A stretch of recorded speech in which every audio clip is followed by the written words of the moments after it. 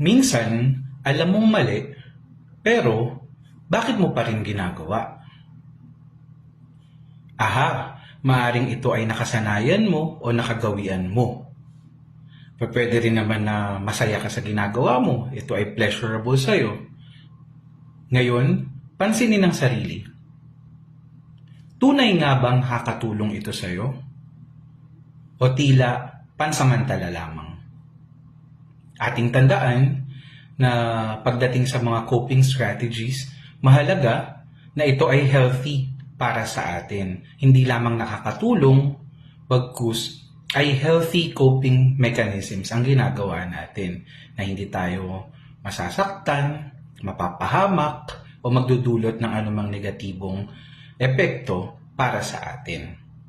Maaari tayong humingi ng tulong, humanap ng taong pinagkakatiwalaan natin, magkwento tayo, sabihin natin yung mga saloobin, naiisip, nararamdaman natin para ma-express natin ito.